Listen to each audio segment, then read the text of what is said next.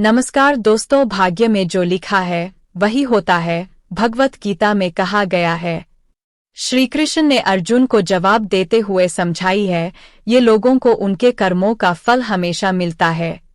गीता सार, आपने महसूस किया होगा कि जो लोग अच्छे कर्म करते हैं वो परेशान रहते हैं, वहीं जो बुरे कर्म करते हैं वो खुशी से रह रहे होते हैं।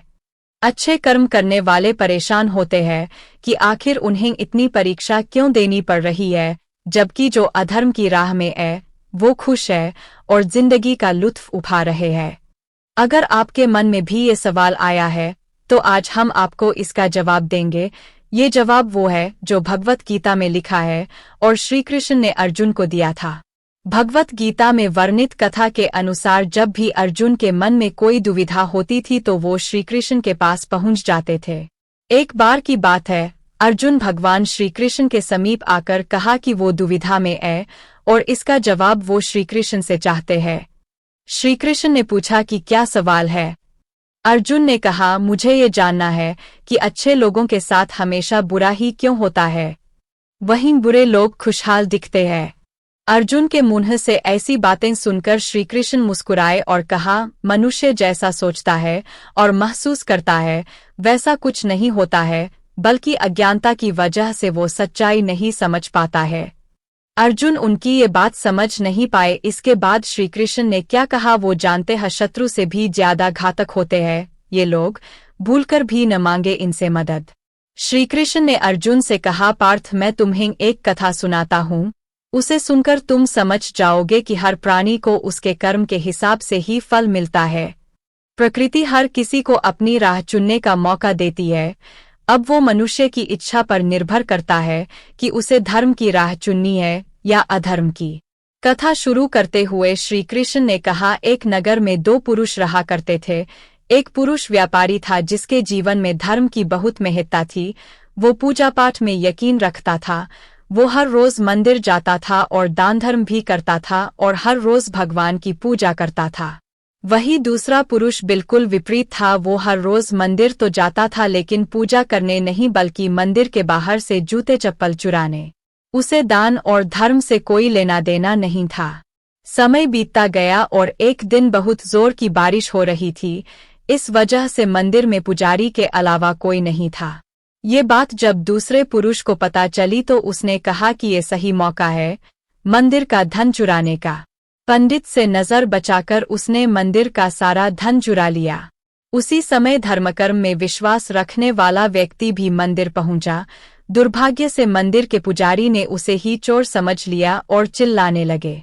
वहां लोग एकत्र हो गए और उसे बहुत मारा। किसी तरह वो बचते बचाते वहां से निकला तो दुर्भाग्य ने उसका साथ वहां भी नहीं छोड़ा। मंदिर के बाहर वो एक गाड़ी से टकरा गया और घायल हो गया। फिर वो व्यापारी लंगड़ाते हुए घर जाने लगा तो रास्ते में उसकी मुलाकात उस पुरुष से हुई जिसने मंदिर से धन चुराया था। उसने कहा, आज तो मेरी किस्मत चमक गई, एक साथ इतना सारा धन मिल गया। ये सब देखकर उसे बहुत बुरा लगा और उसने अपने घर से भगवान की सारी तस्वीरें निकाल दीं। कुछ सालों बाद दोनों की पुरुषों की मृत्यु हो गई। मरने के बाद जब दोनों यमराज की सभा में पहुंचे और भले पुरुष ने दूसरे व्यक्ति को देखा तो उसे बहुत गुस्सा आया।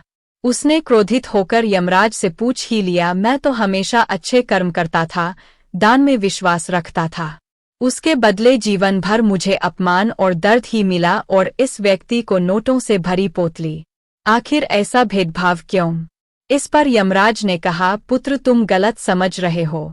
जिस दिन तुम्हारी गाड़ी से टक्कर हुई थी वो दिन तुम्हारे जीवन का आखिरी दिन था, परंतु तुम्हारे अच्छे कर्मों की वजह से तुम्हारी मौत सिर्फ एक छोटी से चोट में बदल गई। तुम इस दुष्ट व्यक्ति के बारे में जानना चाहते हो? दरअसल इसके भाग्य में राजयोग था, मगर इसके कुकर्मों और अधर्म की वजह से वो सिर्फ एक छोटी सी धन की पोतली में बदल गया। प्रदोष व्रत में ऐसे करें, भोले बाबा को प्रसन्न, पूरी होगी हर मनोकामना। कथा सुनाने के बाद श्री कृष्ण अर्जुन से कहते हैं, पार्थ क्या अब तुम्हें तुम्हारे सवाल का जवाब मिल गया? ऐसा सोचना कि भगवान तुम्हारे कर्मों को नजरअंदाज कर रहे हैं, ये बिल्कुल भी सत्य नहीं है। भगवान हमें कब क्या किस रूप में दे रहा है मनुष्य को समझ में नहीं आता है। मगर आप अच्छे कर्म करते रहें तो भगवान की कृपा हमेशा बनी रहती है। इसलिए अपने अच्छे कर्मों को बदलना नहीं चाहिए, क्योंकि उसका फल हमें इसी जीवन में मिलता है। इसलिए मनुष्य का फर्ज है कि वो हमेशा अच्छे कर्म करते रहें, क्योंकि श्री कृष्ण ने गीता में भी बताया है कि किसी के द्वारा किया गया कर्म बेकार नहीं जाता है, चाहे वो अच्छा हो या बुरा।